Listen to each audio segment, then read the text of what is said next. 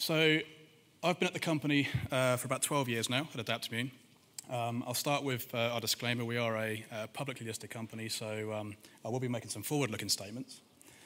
But I've been at the company for a while now, so I want to just kind of jump back in time, just very briefly, to go back into our journey up until now. So actually, Adaptimmune has been around since 2008, but we formed from a predecessor company, Avadex, which was working on solubilizing and engineering T-cell receptors. So our technology, has actually, in terms of engineering receptors, has been around for about 20 years now. And in fact, July is going to be our 20th anniversary.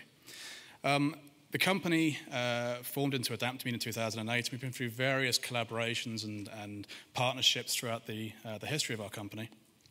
Going through collaborations with the NCI, with UPenn, GSK, Universal Cells, more recently with an alliance with MD Anderson Cancer Center. But I just wanted to touch on this because we've been working with the NY-ESO program for a number of years now in solid tumors and got some great data, which has now transitioned to GSK, that program. So they're going to take this program forward, and we can now focus purely on our internal programs, our wholly owned programs, which are on, we've got 3 more clinical programs right now on AFP, MAGE-A10 and MAGE-A4, and that's where our focus is.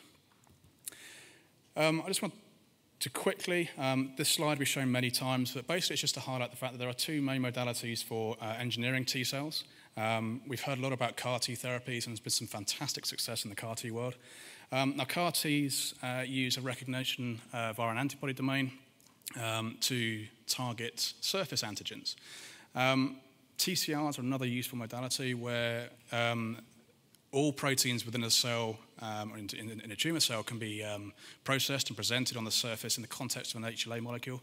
And the TCRs will target those peptides. So it's 2 almost complementary ways of targeting tumor cells. Now, they're quite different for a couple of reasons as well, and one of those is that virtually all of these proteins, as I mentioned, can be processed and presented by HLA. But of course, the HLA problem is that it's restricted.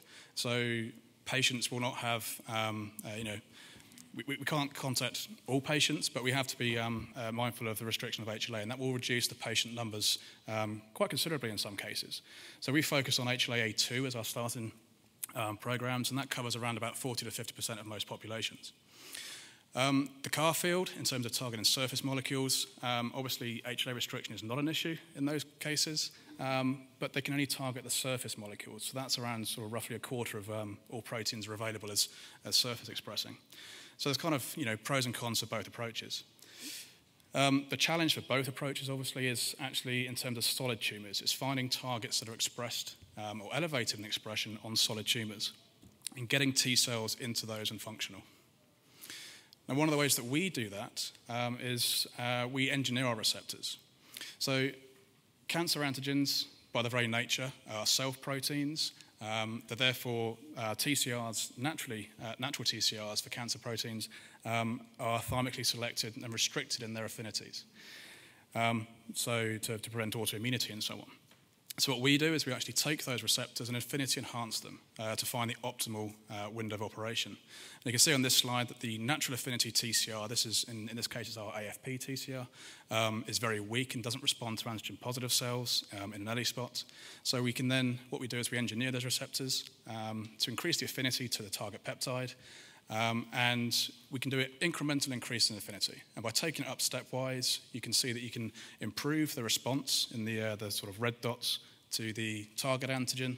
As you keep going with the affinity, you start to see cross-reactivities, loss of restriction by the peptide and then by the HLA.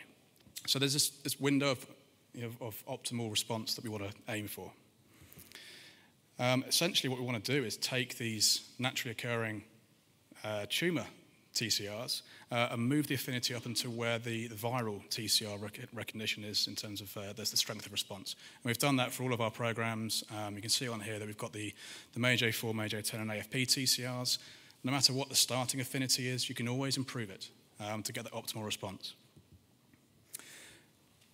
One of the big dangers of affinity optimizing these TCRs is obviously that as you increase the affinity, you increase the risk of off-target reactivities. That's why the thymus does what it does.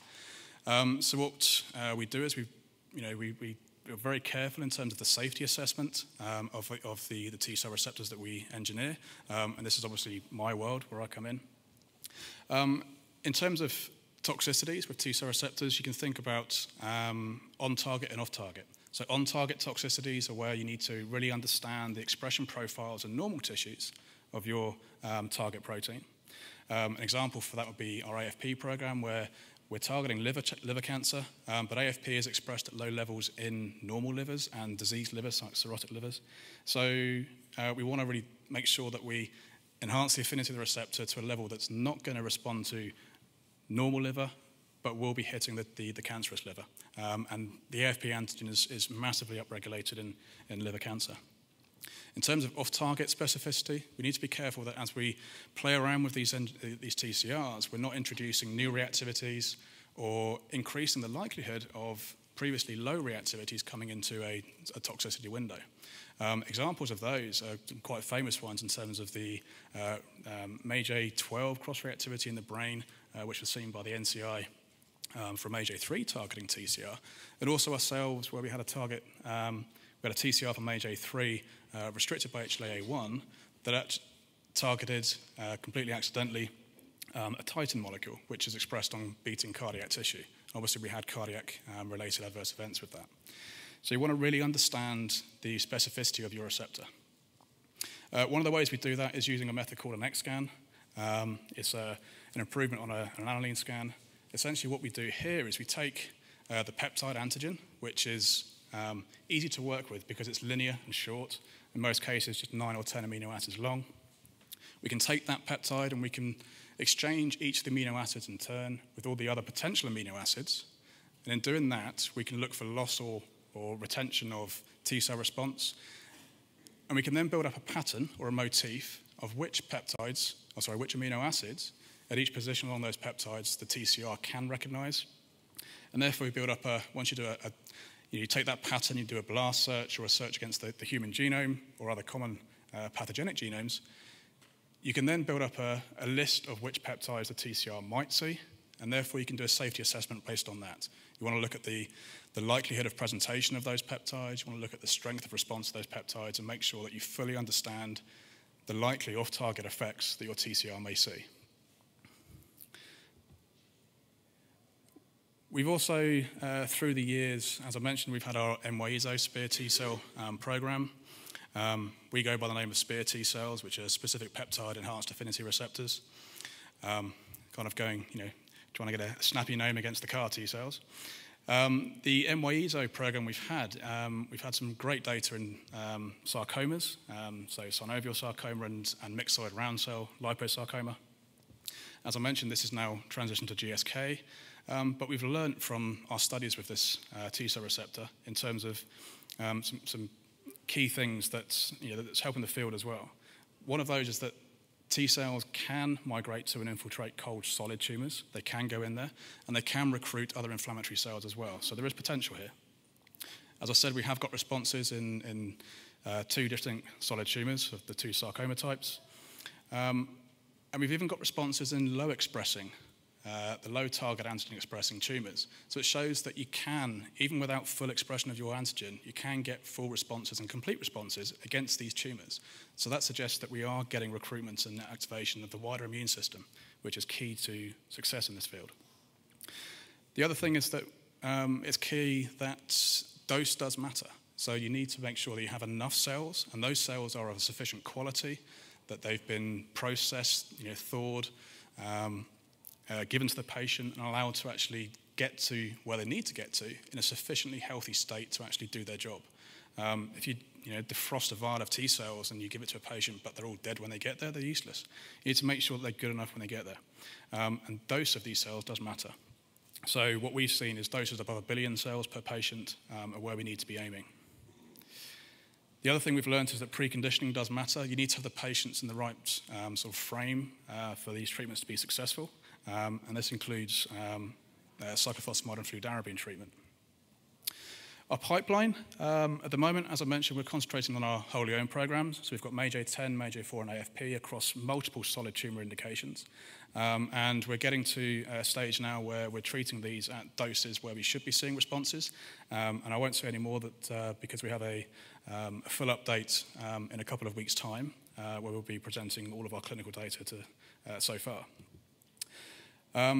The one bit of data that we have released, sort of the end of last year at ESMO, was in a 60-year-old ovarian patient where some lesions in the liver and the peritoneum, we've measured those and we've seen reduction in those lesions, which is fantastic. This was just above 1 billion cells in dose. So it's a 27% reduction in target lesion size with that patient. So it's a great sign that actually these T cells can work, there is activity, and that the target antigen is actually present in these solid tumors. Beyond the first generation, we know that our first generation T cells can work, but of course this can always be improved. So we're looking at next generation. We've heard about, for the last day or so, many different approaches for next generation T cells. Some of those approaches include dominant negative TGF-beta receptors, which we've got in our pipeline, but there's also another one here that we presented last month at AACR, which is where we're actually adding CD8 alpha into CD4 T cells. And by doing that, what we're doing is actually improving the response of the CD4 T cells to our class 1 MHC-restricted antigen. We therefore get activation of the CD4 T cells, which brings in the dendritic cells, the other arms of the immune system, to actually really attack this cancer as hard as it can. Here's just some very brief data from that poster that we presented, where we're seeing activation of the CD4 T cells. We're actually seeing killing ability by the CD4 T cells, which is quite incredible. That's the blue line on the left-hand graph compared to the red line, which is our first generation product. And IL-12 secretion by dendritic cells, which is greatly increased with the second generation in blue than the first generation in red. So these certainly work in vitro, and we're hoping that we'll see the same through the next year or so in vivo. There are multiple challenges, obviously, with autologous therapies. So we've been developing for a couple of years now in a partnership with Universal Cells, now Astellas, to generate an off-the-shelf SPEAR-T product. There was a presentation a week or so ago on this, and we'll have a further update at ASGCT in a couple of weeks. But essentially, we've already taken our stem cell line through to generation of functional and active CD8 T cells and shown killing with those. So we've made some great progress. So we're hoping that soon we can make that a reality as well. As I said, there'll be a further update in a couple of weeks. So in terms of the future, for the remainder of this year, we're certainly hoping that we can continue to generate data across our wholly owned programs. So MAGE-A10 and MAGE-A4, we're treating at 5 billion cells plus now. For AFP, we're dosing in cohort 2, which is 1 billion cells plus, and we're really excited to see some activity, hopefully, in that program. We've already seen in one patient at 0.1 billion cells, so 100 million cells, we've already seen necrosis in one of their liver tumors, which is a good sign that something's happening. But once we get up to the key doses, that will be quite interesting. As I said, we'll give a full clinical update in a couple of weeks. And we're also planning now for our next phase 2 studies and continuing with the off-the-shelf. So as this year progresses, we'll certainly bring out some more information around those. Beyond 2019, we've got a pipeline of new targets. As I mentioned earlier on, there's a whole world of potential proteins that we can target out there. And we've got some exciting programs coming through on that.